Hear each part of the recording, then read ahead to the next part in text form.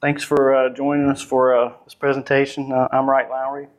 I work with Wake County GIS. I've been here 30 years now, so I made it. I was a field inspector for 12 with the Soil and Water Conservation District, and I've been with GIS for 18 years now as I work with our environmental groups. So I wanted to talk today about our mapping, our private well mapping program. And it's not really cutting edge technology, but it's very functional and it works well for us. And so hopefully you will be able to get something out of it too. So when we started, when I was putting together this presentation, I asked some of the guys in the field to just give me some feedback on the program because we've only had it in place now. It's been less than 2 years. And I wanted to give them to get some feedback from some of the folks they work with as well, developers, homeowners. And this was one of the quotes that I got back. And this is really, what we're aiming for, as a public service agency. So, so I'm glad it's working out well for them. So I'll tell you a little bit about it. So this is a map of Wake County, and I have the jurisdictions lightly colored in the background, and the water supply watersheds mostly. Can you tell? I can't see from here. The water supply watersheds are sort of hashed. So there's Falls Lake in there, Little River here, Swift Creek in here, and Jordan Lake in this area here. The dots are obviously the wells. We have on this map we have about 11,000 points. And so something about this is that we don't provide, the county does not provide water and sewer infrastructure in our jurisdictions. The municipalities provide that, but we do not. I get a lot of calls from consultants and from students for that information, but we don't provide that. There are community systems in our jurisdiction, mostly water. Aqua provides a lot of has a lot of customers. So if the community if you're not in a municipality, and the community that you live in does not provide water or sewer, then you'll have to have a well or septic system. And so that's how we kind of came about some of these points. The ones in blue have been GPSed, but the ones in yellow are ones that we estimate. So just by process of elimination, where are the municipal connections? Where are the aqua connections? And so we those are estimated. We believe that there are wells there, and for the most part there are. So that's. So as we visit sites and we visit a home that has an estimated well point, we change it from estimated to GPS. So a little history about our well GPS program. We've been collecting wells for about 15 years now. We started about 2003, 2004. And we started with the GeoXTs. And ArcPad, and that worked out well at first. I mean, we had great aspirations, as you do a lot of times with a new program, and we thought there for a while that we would want to know whether the well was here or whether it was here, and we found as we went along that we didn't need to know whether it was that close or not. And in it, when you're trying to collect at that accuracy, it can be a little frustrating if you can't see enough satellites, and it takes a while, and we were having to check the data in and check it out and post-process it, and it was a little bit of a process for that. So we dropped back to the Trimble Juno units with a little less accuracy, but the bigger screen, and the guys seemed to like it a little bit better. And about 2 years ago, we started looking at switching over to Collector. So we are now using Collector, and we're using iPads or iPhones sometimes And we're using the Trimble R1 devices. Does anybody else, can I get a show of hands of folks that are using an enhancement device? Okay, so got one. So I'll show you a little bit about that. It's the device right here that he's holding in his hand, and it can be, it's no bigger than a cell phone. It can also be clipped on your pocket because we've also lost GPS units that were left on the roof of the car and things like that, or run over. We had one to get run over. So this works out well for that. But it's just Bluetooths in, and it's very pretty simple to use. It's just an on-off button and a series of lights that come on here, and the sequence is what you use to attach it via Bluetooth, and you can just go from there. So basically, it's just like any other device that you would Bluetooth into your phone or your device, just like a speaker, and you just pick that up, and it has a little address, and then you change in Collector. You change it from the integrated receiver that comes with the iPad or the phone, and move over to the Trimble device. And so if you're familiar with downtown Raleigh, this point that I have here is right in front of Memorial Auditorium. So that's a big open space. That's where I do GPS testing. And I think it will always be that way because I think it'll always be open because they like that view where you can see Memorial Auditorium and the Capitol all in one view. So, but just as a test, let's see. Just collected a point there and got, as you can see, about 16-foot, of accuracy just with the iPad. But when I hooked in the R1, you can this app that you download is called GNSS Status. It works very much like GPS Correct, and you can see that it picked up to 2 feet of accuracy at the very same point, very same time, or just moments later. So so that obviously works out well. And there's the same point. And we don't always have the luxury of working in areas that are wide open. Sometimes we have trees or buildings around that are going to obscure the view to the satellites. So I did this test in and you can see that we were just doing this just about 2 years ago. But this is in a stand of pines, and so since they're evergreen, then we were, was able to get a good test for a heavier canopy, but still was able to see all these satellites, and was still able to get 6 feet of accuracy. So that's works well for us. So in our Collector app, these are just screenshots from the iPad. We are collecting directly in our SDE database, and that allows us to, once they drop the point and they complete the attribute collection, that point is available in our IMAPS web app. So we're able to see that. We have an internal version and we have a public version, so we're able to see that immediately. And there have been times where days like today, or weather like we've had this week, where folks are in the permitting office waiting because they need to get their permit done, and they're waiting for that point so they can figure the setbacks and go ahead and finish the paperwork.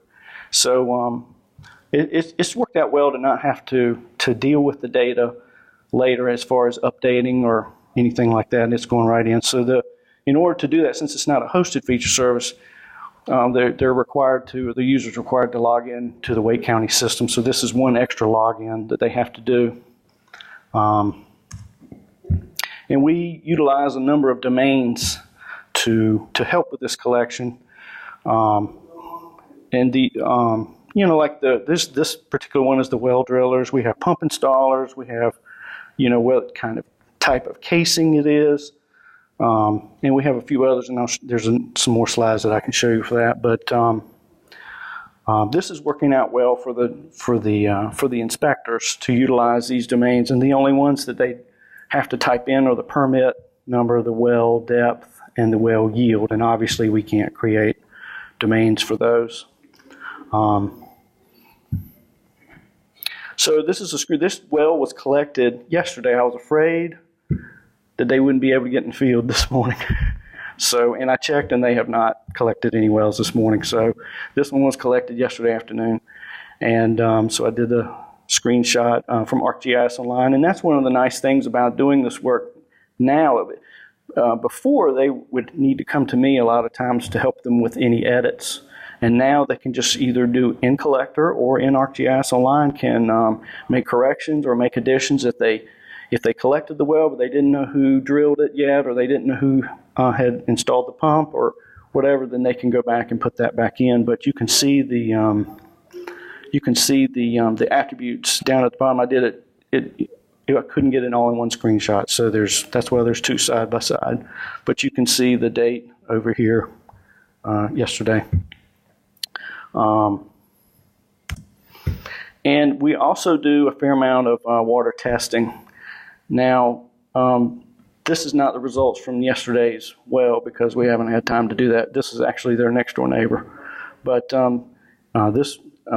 we do bacteria. They'll always do bacteria, and then sometimes we do inorganic, and depending on where they are, we may do uranium. So you can and these results are available to the homeowner as well, so they can see their own. And a prospective buyer would also be able to see that if they wanted to check that out before they bought the home. So this is a shot of our IMAPS application, and the well that we've been talking about is here, and it's in orange because there's no water test results associated with it yet. But when there are those results, we do a batch job that assigns the pin number based on the spatial join each night, and so the pin number will follow with the well test results, and so that it'll change to blue when there's results associated with it. And you can see some of the layers. Now this is our internal version, so there's some layers that we have that internally that we don't put out for the public, but it's generally the same app. And we've been working with DEQ for a number of years now on utilizing getting the potential contaminants, and I'm going to show you the list here in just a second, because we've had some incidents over the years where we've had contaminated wells, and so we try to proactively prevent that if we can. And so if there's any of these potential contaminants located nearby, we require some extra testing. And this is a list of we're consuming these services through ArcGIS Online, and they go directly back into our IMAPS application. And so Melanie Williams in the audience has been very helpful for that, and and a number of other folks at DEQ. This has really helped us a lot in our well program and helping to prevent problems beforehand. So, of course, we always have to have a little fun, and you never know what you're going to see in the field. And I saw these. I thought you all would enjoy them. So we had this homeowner built a nice traditional little well house around his wellhead, which is great, but probably should not be storing the gas can right there next to the well. And you probably should keep the lid on the riser. It's not a good place for collecting water or drink bottles and blackberries. It really should look more like this. Now, isn't that cute? I don't know where that is, but that's our goal, right? So we have some additional apps that we are working on. We have a watershed stormwater control measure app that is in testing now. And we have an open space and a hazardous spills app that are already in production. And when we do have hazardous spills, that's like a response. If there's like a tractor trailer that turned over and we can collect, maybe he's carrying gasoline and he spills some of his diesel fuel, and so we collect all of that, and then that goes back into IMAPs so that can be viewed as a potential contaminant. And we're going to be working on a septic on-site wastewater app, and in the future, we just identified some collector apps for animal control and for our soil and water conservation district. So, any questions? Go ahead. It sounds like you have mapping grade precision accuracy. Yes. Is that mutually exclusive then of all of the wells? I don't understand. So say you had 16 feet, like you're saying. Right. The 16 feet never includes another well. Is that kind of what your criteria was? No, it would just be the question is about the accuracy of the GPS units, and they would be exclusive. I think I understand your question. It's just for that particular well. So with those coordinates, you know you're talking about just one well. That's correct. And then with the pictures on the application, Right. does the address have to be filled in? The question is for the address on the pick list, and we do not include the address because we associate a PIN number, and we can get the address from the PIN, so the parcel identification number. Yeah, each parcel in Wake County has a parcel identification number. It's a 10-digit number, and so in our parcel database, we would be able to cross-reference the PIN with either the site address or the mailing address if they're different. There's multiple addresses on parcels. There could be. I mean, there's a site address, and sometimes that's also the mailing address. But if it's rented out, say, for example, then maybe the owner lives somewhere else, and so it would have two different addresses then. How much are those Trimble units? Those R1s are, there was a quote that went through yesterday. The watershed manager is looking to buy one, and I think it was right at $2,100.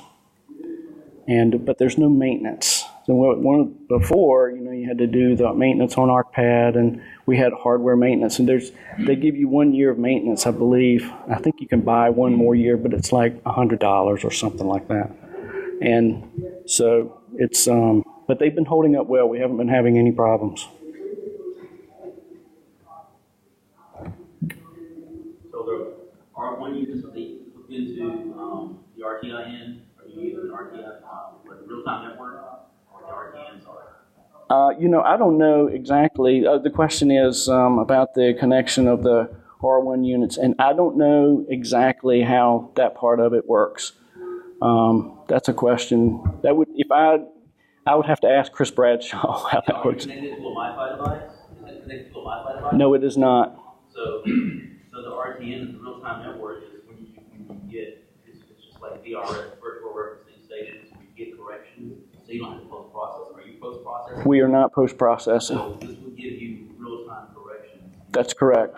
Get you maybe better than 2 feet. I don't know if you're already applying that in 2 feet, but you use real-time correction post-processing to get better.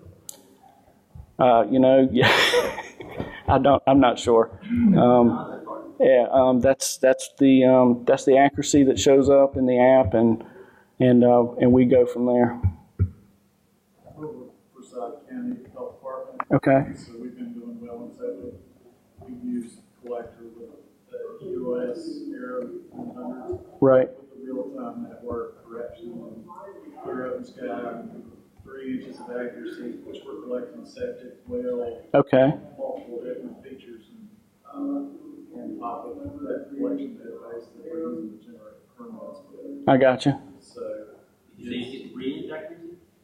in clear open sky, good constellation.